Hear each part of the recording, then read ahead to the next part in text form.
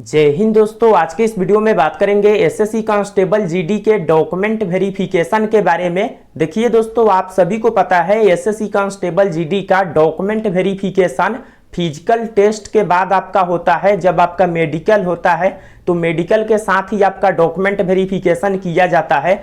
तो document verification में कौन कौन से डॉक्यूमेंट आपका चेक किया जाएगा और डॉक्यूमेंट दोस्तों आपका कब का होना चाहिए, क्योंकि डॉक्यूमेंट का एक स्पेसिफिक डेट भी होता है कि इसके पहले का डॉक्यूमेंट होना चाहिए, तो वो भी आपको बताएंगे। साथ ही साथ कौन कौन से डॉक्यूमेंट आपको वहां पे जरूरी पड़ेगा और कौन से डॉक्यूमेंट अगर आपके पास अभी नहीं है तो उसे बना लेना है रिजल्ट के पहले, इसके बारे में दोस्तों आपको बताएंगे। तो अगर आपका भी ये स्कोर इस बार जो भर्ती में है अच्छा हुआ है और आपको लग रहा है कि आपका रिजल्ट हो जाएगा, तो डॉक्यूमेंट बिल्कुल आपको तैयार करके रखना होगा ताकि डॉक्यूमेंट वेरिफिकेशन में कोई भी प्रॉब्लम आपको ना हो।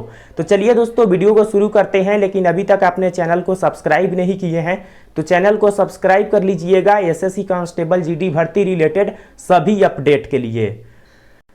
तो देखिए दोस्तों, एसएससी कांस्टेबल जीडी के डॉक्यूमेंट वेरिफिकेशन की बात करें तो एसएससी कांस्टेबल जीडी का जो ऑफिशियली नोटिफिकेशन है उसी नोटिफिकेशन में 12.6 जो पैराग्राफ है, इस पैराग्राफ में आपको डॉक्यूमेंट वेरिफिकेशन के बारे में देखने को मिल जाएगा।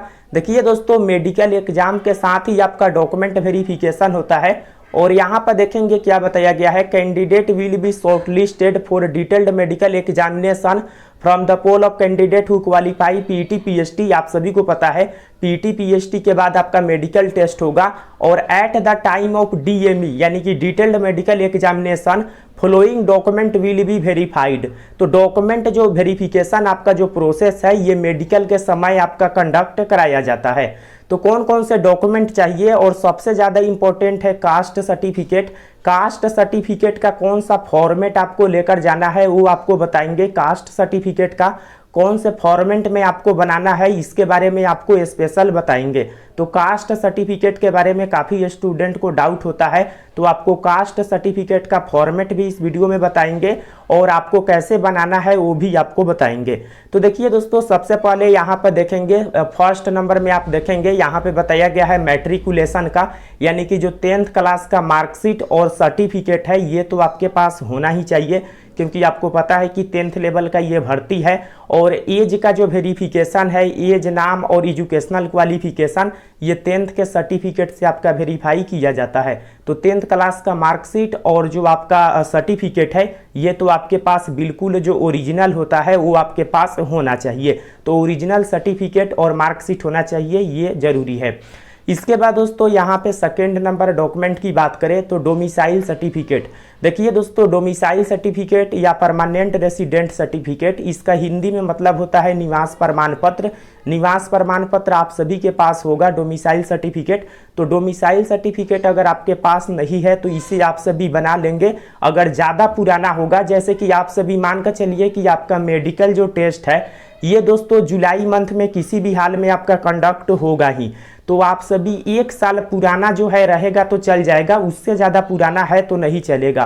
तो आप प्रयास कीजिएगा दोस्तों कि न्यू बिल्कुल डॉक्यूमेंट बनाने के लिए न्यू डॉक्यूमेंट आपके पास रहेगा तो बेस्ट रहेगा। हालांकि 1 साल तक का पुराना आपका चल जाएगा, लेकिन उससे ज़्यादा पुराना है तो वो नहीं चलेगा। तो इसे आप ध्यान में रखिएगा, आप बिल्कुल न्यू डॉक्यूमेंट बनाकर लेकर जाइएगा।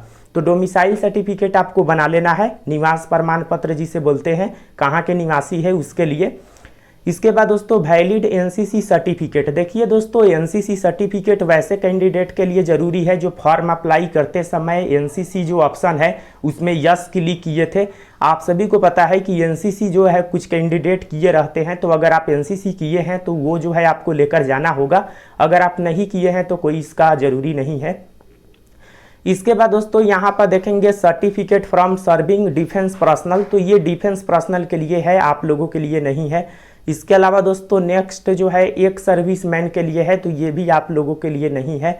सबसे ज़्यादा जो इम्पोर्टेंट है वो दोस्तों है कास्ट सर्टिफिकेट। देखिए दोस्तों, कास्ट सर्टिफिकेट सबसे ज़्यादा इम्पोर्टेंट है और जो भी ये स्टूडेंट को डाउट होता है वो कास्ट सर्टिफिकेट में ही होता है।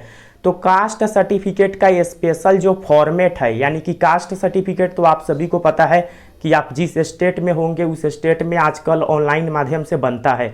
लेकिन कास्ट सर्टिफिकेट का स्पेशल जो फॉर्मेट है एसएससी का, वो इस नोटिफिकेशन में दिया गया है एनेक्सर 6, एनेक्सर 7 और एनेक्सर 8 के अंतर्गत। तो कास्ट सर्टिफिकेट ओबीसी का कौन से फॉर्मेट में बनवाना है, एससी एसटी का कौन सा फॉर्मेट में बनवाना है और ईडब्ल्यूएस का कौन से फॉर्मेट में बनवाना है, ये आपको चलिए यहाँ पे हम बता देते हैं। जो भी कैंडिडेट ओबीसी से हैं, एससी एसटी से हैं या ईडब्ल्यूएस से हैं, वैसे कैंडिडेट को कौन से फॉर्मेट में कास्ट सर्टिफिकेट बनाकर रख लेना है ताकि आपको कोई प्रॉब्लम ना हो, इसके बारे में जानते हैं। लेकिन दोस्तों सबसे पहले आप सभी को बता दें, अगर आप में से कोई भी candidate upcoming SSC constable GD की अगर आप तैयारी कर रहे हैं और इसके लिए बुक परचेज करना चाहते हैं, तो बेस्ट बुक आपके लिए रहेगा चक्षु पब्लिकेशन का। देखिए दोस्तों, यह एक कंप्लीट गाइड है जिसमें आपको सभी सब्जेक्ट देखने को मिल जाएंगे जो एसएससी कांस्टेबल जीडी के एग्जाम में पूछे जाते हैं। और जितने भी सब्जेक्ट है सभी सब्जेक्ट से चैप्टर वाइज जो है इसमें काफ़ी सारे प्रश्न, उसका सोल्यूशन एंड आंसर सभी कुछ आपको एक ही बुक में देखने को मिलेगा। इसके अलावा चक्षु पब्लिकेशन का प्रैक्टिस सेट भी आता है। तो कंप्लीट गाइड और प्रैक्टिस सेट दोनों बुक को आप परचेज कर सकते हैं। इसके परचेज का लिंक आपको डिस्क्रिप्शन में मिल जाएगा या नज़दीक के मार्केट से भी जाकर इस बुक को आप सभी ले सकते हैं। अब देखिए दोस्तों, यहाँ पे कास्ट सर्टिफिकेट के फॉर्मेट के बारे में देख लीजिए, जिसके बारे में आप सभी जानना चाह रहे थे। सबसे पहले एनेक्सर 6 आप देखेंगे। एनेक्सर 6 के अंतर्गत एससी एसटी के कास्ट सर्टिफिकेट का फॉर्मेट है।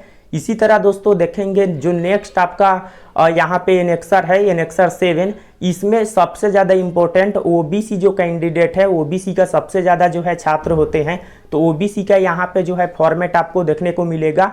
और इसके बाद दोस्तों नेक्स्ट जो फॉर्मेट है एनेक्सर 8 में, ये आपका ईडब्ल्यूएस यानी कि इकोनॉमिकल वीकर सेक्शन का जो है फॉर्मेट देखने को मिलेगा। तो इसे बनाना कैसे है, चलिए इसके बारे में हम जान लेते हैं। सबसे पहले दोस्तों ओबीसी के बारे में यहाँ पे जानते हैं, क्योंकि इसके छात्र सबसे ज़्यादा होते हैं अदर बैकवर्ड क्लास के, और सभी छात्र का सेम इसी प्रोसेस से बनेगा। देखिए दोस्तों, आपको क्या करना है कि ये जो फॉर्मेट आप देख रहे हैं, देखिए दोस्तों यहाँ पे जो आप फॉर्मेट देख रहे हैं, इस फॉर्मेट का सबसे पहले आप सभी जो है प्रिंट आप सभी को ले लेना है, यानी कि एक कॉपी जो है इसका जो है आपको निकाल लेना है। और ऑफिशियली नोटिफिकेशन में एनेक्सर 7 के अंतर्गत ओबीसी का फॉर्मेट आपको मिल जाएगा अदर बैकवर्ड क्लास का। तो इसका प्रिंट आप सभी एक निकाल लीजिएगा कहीं पर भी जाकर, और इस प्रिंट को निकाल कर जो है आपका जो एरिया है दोस्तों, आप जहाँ भी रहते हैं वहाँ पे सबसे पहले आप रेवेन्यू ऑफिसर के पास जाइएगा, आरओ के पास। रेवेन्यू ऑफिसर आपके एरिया में जो है, आपके जो प्रखंड है या तहसील है वहाँ पे जो है बैठता है। आप सभी को पता होगा रेवेन्यू ऑफिसर के बारे में। तो आपके पास जो स्टेट लेवल का आपके पास कास्ट सर्टिफिकेट हो गया, इनकम सर्टिफिकेट और डोमिसाइल सर्टिफिकेट जो स्टेट लेवल का होता है, उसे आप लेकर जाइएगा। और वहाँ पे जाने के बाद और साथ ही साथ ये जो प्रिंट है इसे आप लेकर जाइएगा। तो सबसे पहले रेवेन्यू ऑफिसर लेवल का जो है आपको इस फॉर्मेट में बना लेना है। उसके बाद दोस्तों रेवेन्यू ऑफिसर से जब ये आपका तैयार हो जाएगा, उसके बाद दोस्तों आपको जाना है एसडीओ लेवल पर, यानी कि सब डिविजनल ऑफिसर पर। वहाँ पे भी दोस्तों यहाँ पे सिग्नेचर और मोहर मार दिया जाएगा इस पर। और यहाँ पे डिटेल्स दोस्तों बिहार की बात करें तो बिहार का स्पेशल आपको हम बता रहे हैं, अदर स्टेट में भी सेम इसी तरह बनता है। तो बिहार में अगर आप सभी बिहार स्टेट से होंगे तो यहाँ पे जो है आपका जो एप्लीकेशन का नंबर है वो यहाँ पे लिख दिया जाएगा। इसके अलावा दोस्तों सिग्नेचर मोहर यहाँ पे कर दिया जाएगा। तो रेवेन्यू ऑफिसर के बाद एसडीओ लेवल का आपको बनाना है, और एसडीओ लेवल के बाद आपको डीएम लेवल का, डिस्ट्रिक्ट मजिस्ट्रेट जो होता है, डीएम लेवल का आपको बनवाना है। तो आपको जो ये सर्टिफिकेट है, ये जो कास्ट सर्टिफिकेट है, ये डीएम लेवल का बनवाना है। और डीएम लेवल के बनवाने के लिए सबसे पहले रेवेन्यू ऑफिसर का बनाना होगा, उसके बाद सब डिविजनल ऑफिसर का, और उसके बाद डीएम लेवल का। तो दोस्तों ये जो है आपको इस तरह से बनाना होगा। इसका प्रिंट आप लेकर जाइएगा। सभी कुछ वहाँ पे वे स्वयं खुद फिल कर देते हैं। आपके एरिया में हो सकता है कि कुछ अलग प्रोसेस हो, लेकिन स्पेशल बिहार स्टेट में ऐसा होता है, जो मैंने खुद बनवाए हैं इसलिए आपको बता रहे हैं। इसके बाद दोस्तों सेम आपको एससी एसटी से हैं, तो एससी एसटी का जो कैंडिडेट है, वैसे कैंडिडेट इस फॉर्मेट को जो है प्रिंट लेंगे और इस फॉर्मेट का प्रिंट लेके जो है आप सभी अपना जो प्रखंड है या जो ब्लॉक है वहाँ पे जाइएगा, रेवेन्यू ऑफिसर से बनवाइएगा इस सर्टिफिकेट को। उसके बाद दोस्तों आपको एसडीओ लेवल पर जाना है, उसके बाद दोस्तों आपको डीएम लेवल पर जाना है। तो डीएम लेवल तक का जो है आपको बनाना है। और देखिए दोस्तों सेंट्रल का ये सर्टिफिकेट होता है, आप सभी को पता होगा ऑब्वियसली है कि सेंट्रल लेवल का वैकेंसी है तो केंद्र सरकार लेवल का ही ये सर्टिफिकेट बनता है। उसी तरह दोस्तों ईडब्ल्यूएस के जो कैंडिडेट है, ईडब्ल्यूएस का भी कैंडिडेट सेम यहाँ पे जो ये आप देख रहे हैं इसे आप प्रिंट ले लीजिएगा। और सेम जो प्रोसेस बताए हैं, सबसे पहले ब्लॉक लेवल पर बनेगा, उसके बाद सब डिविजनल ऑफिसर लेवल पर, और उसके बाद दोस्तों डीएम लेवल पर। तो दोस्तों ये जो कास्ट सर्टिफिकेट है इसी फॉर्मेट में आपको बनवाना है। और ये सेंट्रल का जो है कास्ट सर्टिफिकेट है गवर्नमेंट ऑफ इंडिया, आप सभी देख सकते हैं गवर्नमेंट ऑफ इंडिया यहाँ पे लिखा हुआ है ऑलरेडी। तो ये सेंट्रल लेवल का सर्टिफिकेट है और इसी फॉर्मेट में आपको बनाना है। जो आपके एरिया में ऑनलाइन या अदर मोड से बनता है उस फॉर्मेट में नहीं चलेगा, यही फॉर्मेट आपको बनाना होगा और इसी फॉर्मेट पर आपका बन जाएगा। कोई भी प्रॉब्लम इसमें नहीं होता है। देख सकते हैं डिस्ट्रिक्ट मजिस्ट्रेट का यहाँ पे सिग्नेचर भी बोला गया है करने के लिए, तो डीएम लेवल का आपको ही बनवाना होगा, ये आप ध्यान में रखिएगा। तो दोस्तों आई होप आप समझ गए होंगे। अगर आपको कोई प्रॉब्लम हो तो आप बताइएगा कमेंट सेक्शन में। और इसे बनाने में कोई ज़्यादा प्रॉब्लम नहीं होगा, थोड़ा सा आपको जो है ऑफिस में जाना होगा।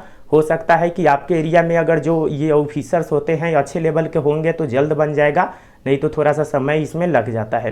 तो दोस्तों पहले ही आप सभी इसे तैयार करके रखिएगा, आपके लिए बेस्ट रहेगा। तो कोई भी सवाल हो कमेंट सेक्शन में बताइए और इसका लिंक हम डिस्क्रिप्शन में दे दिए हैं, आप सभी जाकर नोटिफिकेशन डाउनलोड कर लीजिएगा और इस फॉर्मेट को आप सभी निकाल कर बना लीजिएगा।